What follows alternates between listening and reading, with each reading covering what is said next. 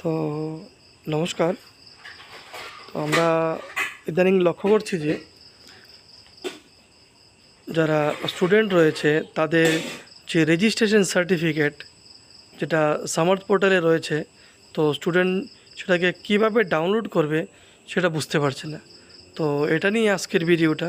তো আমি আপনাদেরকে বলে দেব যে রেজিস্ট্রেশন সার্টিফিকেট যেটা রয়েছে সামার্থ পোর্টালে স্টুডেন্টদের, তো ওটা কিভাবে ডাউনলোড করতে হবে এবং কোথায় কোথায় প্রবলেম হতে পারে এবং কিভাবে তার সলিউশনও হবে। ঠিক আছে, তো সময় নষ্ট না করে স্টার্ট করছি।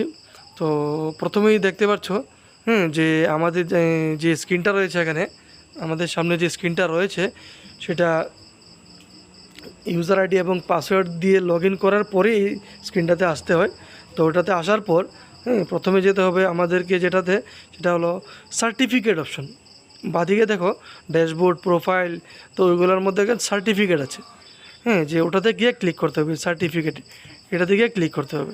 ঠিক আছে, তো সার্টিফিকেটে ক্লিক করার পর দেখো আমাদেরকে এখানে দুটো অপশন দেখাচ্ছে, একটা হলো রিকোয়েস্ট ফর সার্টিফিকেট, একটা হলো রেজিস্ট্রেশন সার্টিফিকেট।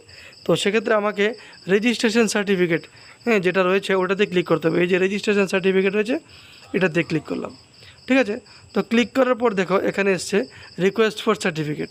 ঠিক আছে, তো যে সমস্ত স্টুডেন্ট যারা কলেজে আছে তো তাদের ক্ষেত্রে রিকোয়েস্ট ফর সার্টিফিকেটে ক্লিক করে সিলেক্ট অপশনে ক্লিক করতে হবে। ক্লিক করে প্রথম যে অপশনটা আছে অর্থাৎ শুধু রেজিস্ট্রেশন সার্টিফিকেট দেখো যেটা রয়েছে এটাতে ক্লিক করতে হবে।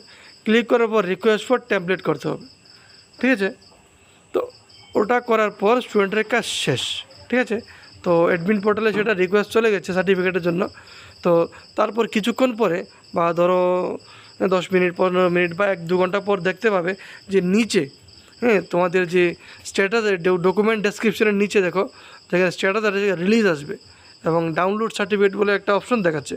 তো এখানে ক্লিক করে তোমরা তোমাদের রেজিস্ট্রেশন সার্টিফিকেটটা ডাউনলোড করে নিতে পারো। ডাউনলোড করে আমারটা প্রথমেই ডাউনলোড করা আছে তাই আমি আর করতে চাচ্ছি না। ঠিক আছে, তো ডাউনলোড করে নিতে পারো রেজিস্ট্রেশন সার্টিফিকেটটা। এটা হলো কলেজ যারা আছে তাদের জন্য। ঠিক আছে, এবার যারা পিজি আছে অর্থাৎ আমাদের ইউনিভার্সিটি স্টুডেন্ট বা কলেজের মধ্যে পিজি কোর্স আছে তাদেরটা কীভাবে করবে, তো তাদেরটার জন্য আবার আমাকে ব্যাক যেতে হবে। ব্যাক করে সেমভাবে আবার রেজিস্ট্রেশন সার্টিফিকেটের পরিবর্তে এই যে registration certificate 500 for Tripura university ওটা আছে, ওটাতে ক্লিক করতে হবে। ওটাতে ক্লিক করার পর রিকোয়েস্ট ফর টেমপ্লেট করতে হবে। ঠিক আছে, করার পর দেখো কিছু সময় অপেক্ষা করতে হচ্ছে।